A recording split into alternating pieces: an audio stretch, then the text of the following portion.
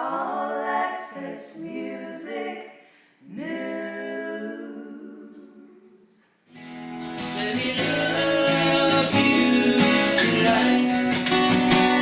There's a million stars in the sky. Hi, I'm Gina Baccaro, and this is another All Access Music News exclusive interview. And I'm with Pure Prarie League, and we're at Dosey, where they're going to be performing tonight. And I have them here from left to right. Mike Riley, John Cole, Scott Thompson, Johnny Clark. Pure Prarie League. So I just wanted to know, the band's been together since '69, right? Right. So how did you get hooked up? It is a story, yeah. Mike knows it? Craig Fuller, who did this song, Amy, is from the same small town in southern Ohio, almost Kentucky, as I am. His mother and my mother were high school buddies in the 1930s, and so we've known each other forever. And he's not with us tonight, but that's... He's alive. He's alive. He did a show with us yesterday. But that sort of, that was the beginnings of what we're doing now. When Craig was 14 and I was 18, kind of thing, back then. And it within 3 or 4 years turned into pretty much what we're doing now. And 44, 45 years later, we're still at it. He's still at it. I was 7 years old when we started. Right. Yeah, right. You came along. So people always ask about, well, where did the band get the name? But seriously, Pure Prarie League. I heard something about a union, that it had to do with a temperance union. I mean, but It was taken out of a movie in 1939 called Dodge City, starring Errol Flynn. And the Pure Prarie League was a bunch of Hatchet Annie, Carrie Nation types marching down the streets of Dodge City with banners. And obviously that didn't catch on.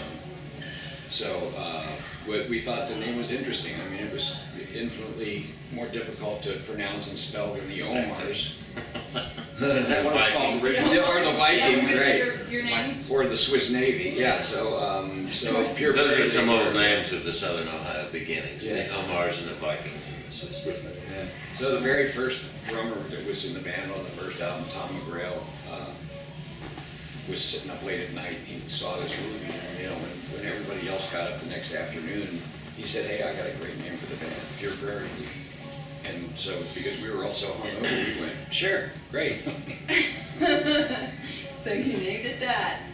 Wow. So when the song Amy came out, obviously everybody knows Amy. It's such a phenomenon, but yet it was only 26 on the... We actually did not put Amy on our first album because we thought it wasn't electric enough. We call it our Hootenanny song. It was like a Smothers Brothers kind of thing. We thought it was too folksy, not powerful. So we left it off of the first album. Right.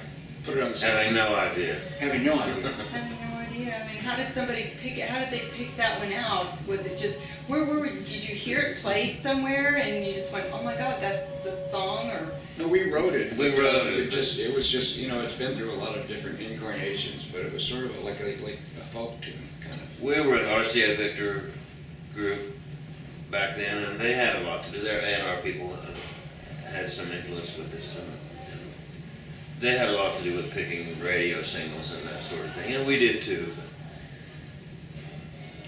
So they released it in '72, but it only went to I think the single only went to 32, or maybe 24. The album charted maybe in the 30s, but it wasn't a hit until a few years later when we started doing 275. It sold a lot of copies, but over a lot of years. And the charts, are... No indication whatsoever. But I mean, we did so many dates through the 70s that we crammed it down every college student's throat for 10 years, and it became a classic. oh yeah, you had "Let Me Love You Tonight," and that just went way up on the music charts. It went to #1. And it's different. The sound of it's different.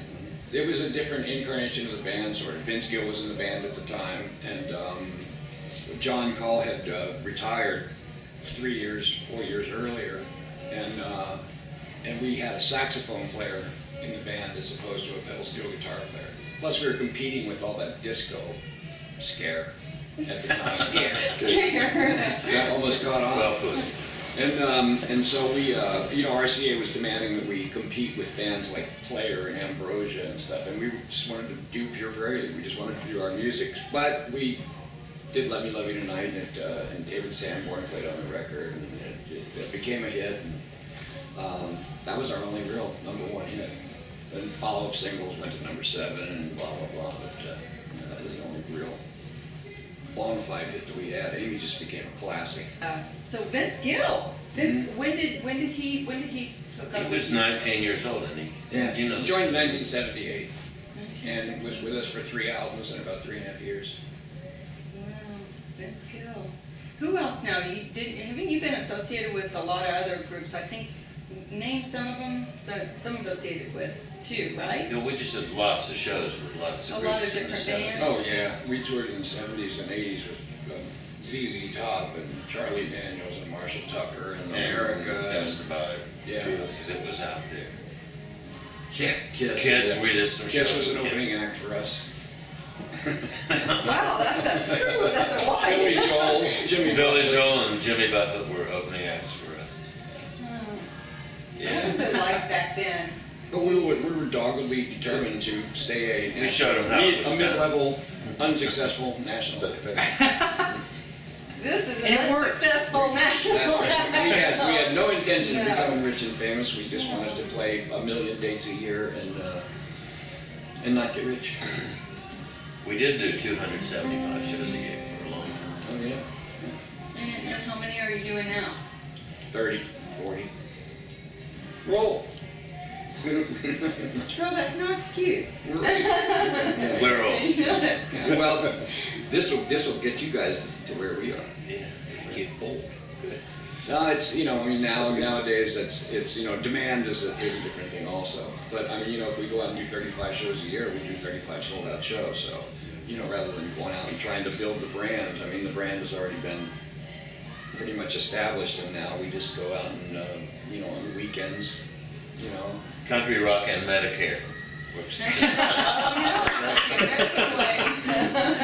Country rock and Medicare. Like right song, right as being. I might have That to write sounds that like a song. song. We're like the National Guard of country rock. 2 weekends a month and 2 months in the summer. Yeah. So it's cool. Well, so now It we is, do it's as great. much as we do as much as the demand is there for, and it's good. I know these youngsters would like to work more, but It is growing a little bit. We're getting a lot of repeat shows, a lot of restored theaters that we go back and do about every year. performing arts centers. So that's why we play places like Dosey, because we would prefer to play smaller, more intimate venues, have them packed to the gills, and people wanting more, as opposed to going into a big arena and only selling half of the seats or something like that. And I think that the future of live music is in smaller venues. Absolutely. Where people, when you see ZZ Top in a 600-seat theater, it's a whole different ballgame than seeing them at the blah blah convention center, or Exactly right, the high in the Custer Dome and stuff like that. In the custard dome. Yeah, just those words to the songs. What is it?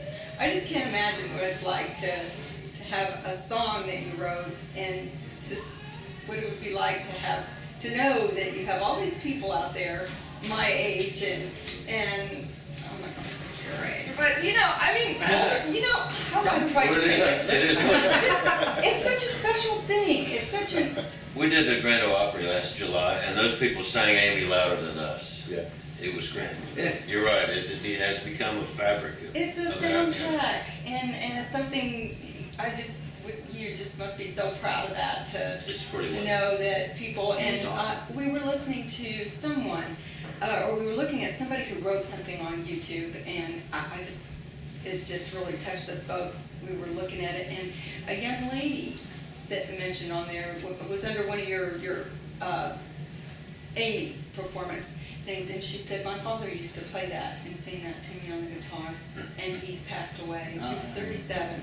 Wow. So to Wonderful. be a part We'll of take it. people's life, yeah, it's really, really, really something. We were doing a show in, I think, in the St. Louis area or something, and this woman came to the show, brought her daughter, and her daughter had her daughter with her. So there's 3 generations, but they were all 3 named Amy. Yeah. And obviously the grandmother, who was about our age, that just happened to be her name. But she named her daughter after the song, and then her daughter named her daughter after the song. We meet thousands of Amy's. So all of a sudden there's 3 You generations of Amy's, you know.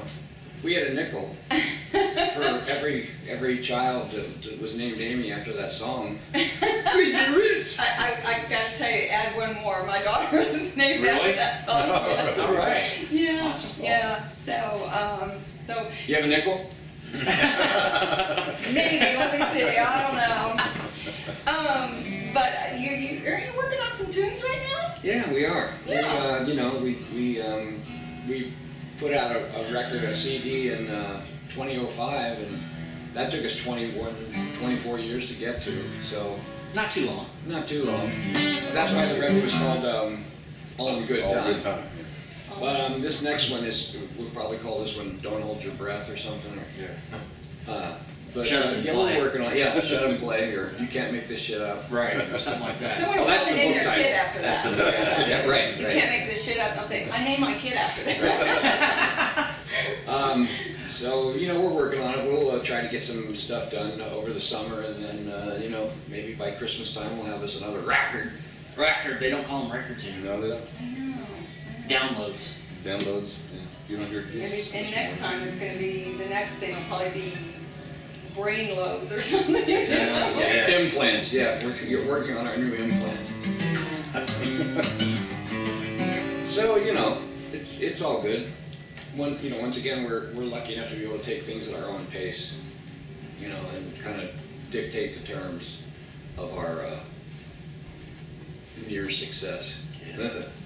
Well, we are so lucky. We are so happy. All Access Music News just goes, thank you so much thank you. for all the Thank you. music, the interview, and all the things through our lifetime that's made us appreciate you're just part of American music history. And ladies and gentlemen, Pure Prarie League, for All Access Music News, your All Access pass to the world of live music.